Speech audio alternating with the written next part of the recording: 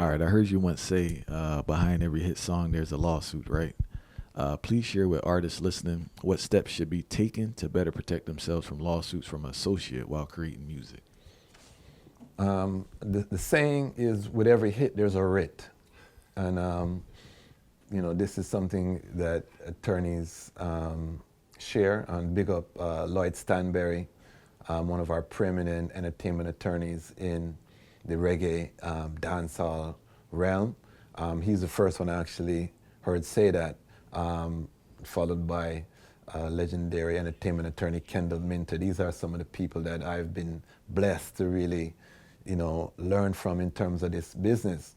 Now, what that means is that when the song blows up and everything was handshake, you and your brethren, you and your team, everybody was nice and thing, and now your brethren, baby mother, see the tune I play every day, and you're supposed to make at least $1 million off of that. You not get no pay.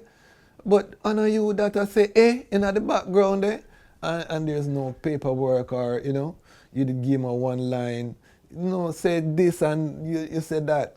And now everyone wants to get paid. They go sit with an attorney, and attorney say, you put in a line and this and this happens. So that from that perspective, what usually happens is that a demand letter goes out.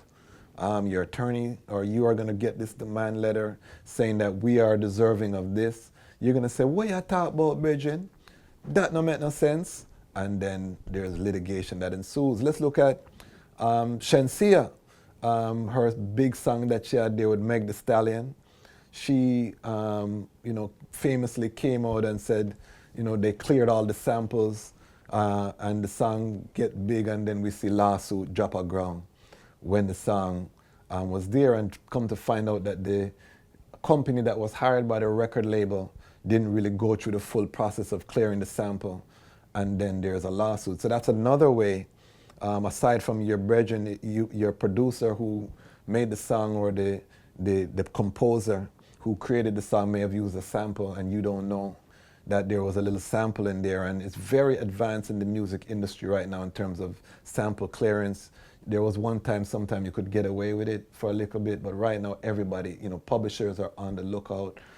Songs are encoded with metadata that allows them to track where songs are being used from a sample. So again, behind every hit there's a writ.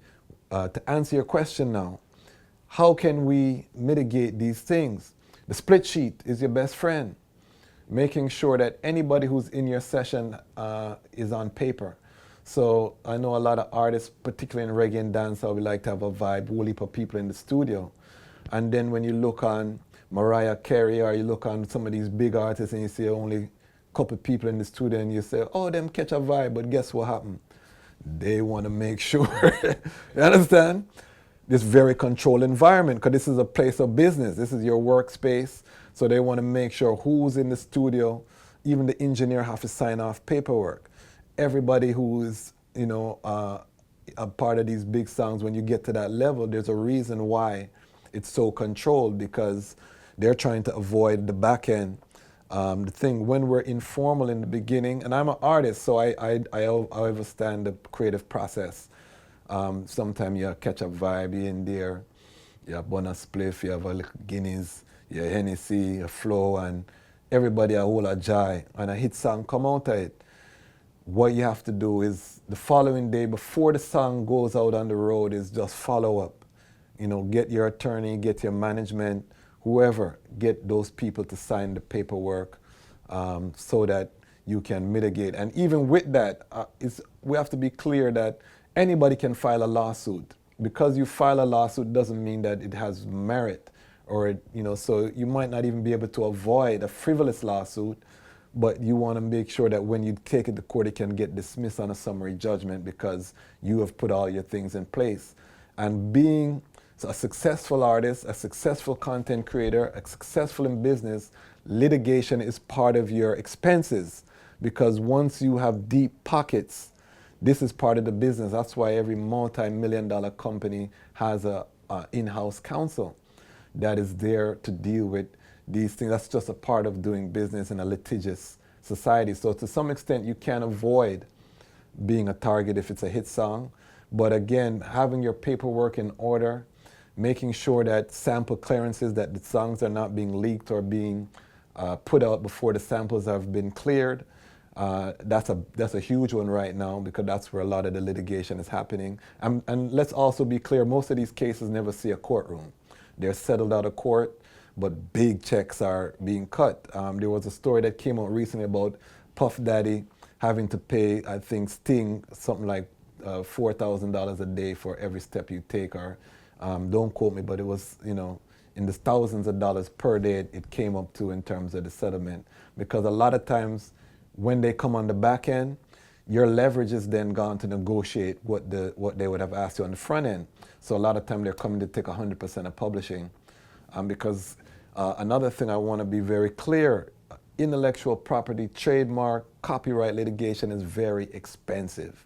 This is why most of them settle, because you have to have expert witnesses that you have to pay. A lot of time you got to get data from surveys, because the standard is likelihood of confusion. So we're talking about the tens of thousands. We're talking about sometimes years in the litigation process. So it's not a cheap endeavor, which is why most of these settle out of court. Because if you go to court, your attorney's fees, your expert witness fees are going to be astronomical. So when you're dealing with this industry, it's better to take the pain on the front end, take the time to clear the samples, to sit with an entertainment attorney to pay. So even if you can't avoid it, you mitigate what that back end is going to be, because it can be painful. Now, having said that, we are coming from a hustling culture. I want to just cowboy culture. I want to give the other side of it, because sometimes it may be worth you to just go out there, take the song just to get the exposure, knowing that I'm going to end up giving away all of that song, but now I'm a global entity. People know my name. I can now, and that does happen as well. So I don't want to act, and sometimes that's the calculus. The song is just such a hit. The label puts it out knowing that, listen, this is going to blow, and then from the popularity, I'm going to be able to leverage. And then remember, also from the touring and all this other revenue, you're going to also be eating. So artists and their teams may choose that, but it's an expensive calculation, very expensive.